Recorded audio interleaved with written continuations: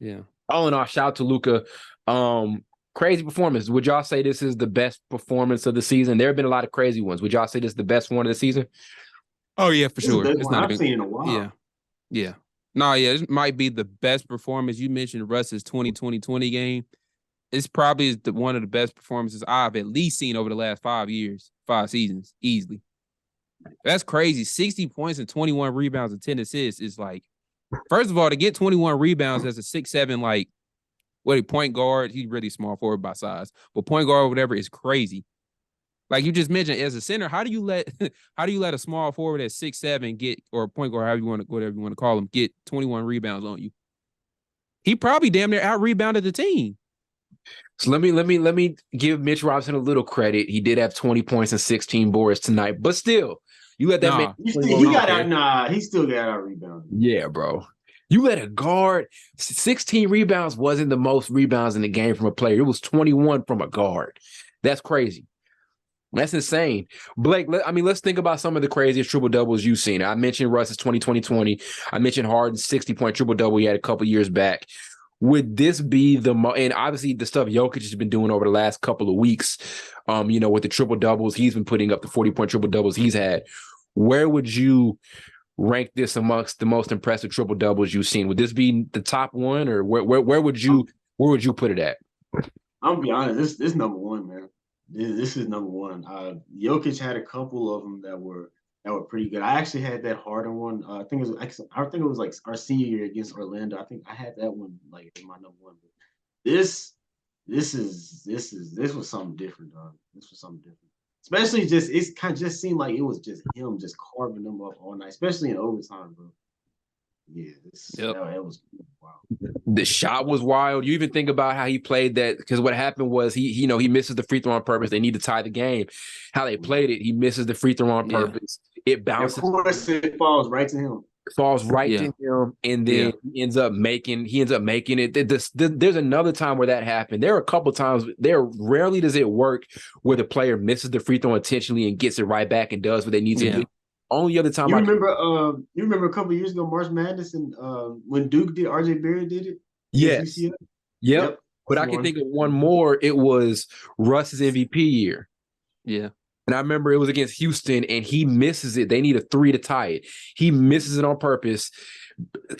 Steven Adams tips it back to him. Yeah. Straight away 3. It was like perfect. Yeah. Yeah. No, I got another one last year. Marcus Smart did it with the Celtics, and then Jaylen Brown hit a 3. Yeah, exactly. Yep. See, y'all not recent with the memory. That's the problem. Carl come with the history today, man. I love it. That's really crazy if you think about it. 60 points and like 21 rebounds and 10 assists. Because like I always think about it, we always compare these dudes. We be like, he's the modern day Kobe, he's the modern day, Michael Jordan, he's the modern day Magic. I think clearly, to me, I don't know how you all feel. Luka is clearly the modern day Larry Bird, to me, honestly. He's an extension of it. Of it. You look at the skill set, the passing, the shot making, even the confidence he has. And we're not just saying that we're not saying this for the obvious reasons, but the way he plays the game, he definitely looks like he definitely looks like an extension of what Larry Bird was. He's Larry Bird who can play the point. Remember, one thing about what Larry could do was he can pass at a high level. Luka's literally this extension of what Larry Bird was, in the 80s. Not extremely athletic, but he still knew how to control the game. We talked about this before the pod, how Luka can control the game with not only his scoring, but his passing is scary. Mm-hmm. And we always talk about it. He's not even 25 years old yet. And this is something he's been doing since year one. This isn't something new for him. He's been doing this since year one. Blake, you said it before the pod. I don't want us to get too far ahead of ourselves, but man, like if he continues on this trajectory, he already has a Western Conference Finals appearance and he hooped in that. It wasn't like he choked in the West Finals. If he continues on in this trajectory, he could be the GOAT. And that's not something we just saying to say it. We're caught in the moment. Go look at his stat line his first couple of years. He averaged 20 his first season. Second year was cooking the Clippers in the playoffs. He's been doing so. This is a theme with Luka. So if he continues on this trajectory with the stuff that he's doing, and if they're able to continue to try to build and put the right pieces around him, GOAT status ain't gonna be hard for him to reach. You know what I'm saying? Not at all. And the crazy thing, no. Go ahead. Yeah. No, I'm about to say it's the crazy thing because you mentioned he averaged 20 his first year. Like literally in the playoffs, he's averaged 30, almost 33 points. That's his playoff stats. It's 33 and 9 rebounds and 8 assists in the playoffs. So what he's averaging right now this season, he averages in the playoffs. It's insane. So that's crazy. If he keeps this up and he gets a legit second star on his team, he definitely probably will, because this is a dude probably can win 3 or 4 championships. Yes, playing like this. If he just has a second star to rely on. Yeah. So if they build around him right, because right now what they got going on now, that ain't gonna cut it. And it's decent, like I remember I argued y'all a little about this. It's decent. Like I like Christian Wood and I like Spencer Dinwiddie. Tim Hardaway Jr. has been playing solidly this season, but it's not enough. You guys always say it. He just needs another all-star. Simple as that. Like we look at Dame right now. Yeah, the Anthony Simons thing and the Jeremy Grant thing is great, but it's going to come down to just getting another all-star next to Luka.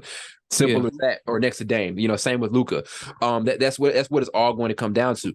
But like I said, with Luka, like I said, the things he's doing early in his career, the trajectory he's on, even defensively, he's making strides there. Like I remember tonight, like after I think he makes a shot on one end or he drains a couple of free throws, I think he made the free throws to get to 60. He gets right back on the other end and locks down.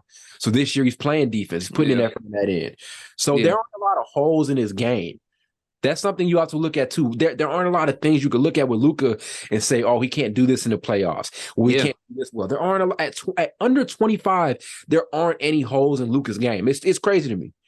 The one hole you could say, and I feel like he's gotten better at this since his rookie year, is that his shot selection didn't always used to be the best. Therefore, we all know he's a pretty good shooter, but if you look at his stats or his 3-point shooting percentage, it won't reflect that. But I'll just say to people, he just don't take the best shots sometimes. He can actually shoot really good. Obviously, we saw that tonight. He had 60 damn points. But that's the only thing. But other than that, his game is damn near flawless. He's shooting. When it comes to like shot selection, I know how he was early in his career. That's just being young. And I figured, I'm sure everybody figured like that would change once he gets older, once he, gets more used to the speed of, starts to mature in his game and stuff like that. But it's like we saying this, but this is something we say. I feel like we say about somebody that's a little bit older. This dude is 23 and we saying this about him. Bro. It's kind of hard to wrap your head around, because before the pod, I just like randomly stumbled across his career stats. And I'm looking and I'm like, geez, like, dude, it's crazy. In just 5 years, what he's doing is crazy, bro. Yeah. The other crazy thing is I'm looking at the stats from tonight. He only made 2 threes and he had 60 points. Come on. Like, what is that? Like, normally we see dudes, my bad, but normally we see dudes that got 60 points, probably got 8 to 10 threes almost, probably, or at least 6. He has 2. He had 2 tonight. There isn't a spot on the floor, like he's at under 25. There are just so many spots on the floor he's mastering, right? He kind of came in, a lot of it was like outside the 3-point line stuff, a lot of step backs, some catch and shoot opportunities. And then as he continued to play in that point guard role, we started seeing how great he was in the paint, the float game, the pivots, all of these things, once he got into the lane. Last year, especially, he starts to try to work on refining his mid-range game. I'd love to see him continue to refine that. That's not something a lot of guys have at under 25 is mid-range game. If he can continue to I'm saying it like he needs to solidify. He doesn't need to, but if he can even solidify that, like offensively, there are just so many spots he's already mastered that a lot of veteran star players haven't even mastered. You know what I'm saying? Like we look at Giannis as the best player in the game, which I think he is just because of the dominance and the defense and all of that, but he still hasn't mastered certain spots on the floor. Luka has mastered so many spots offensively, and then the passing. The vision is off the chain. Tonight he throws like another one of those like no-look flick passes over his shoulder or something like that. So like a shooter. You know what I mean? Yeah. Like it ain't real. It's not real. We haven't seen we say Larry Bird and we say Harden, but we really haven't seen a guy like this, because there are even some Harden comparisons. Harden wasn't as physical as this. I don't think Harden is gonna, like, by the time Luka gets to the same age where Harden was in his prime, I don't think Harden is gonna have mastered the paint game the way Luka will at that age when he gets there. Yeah. You know what I'm saying? Yeah.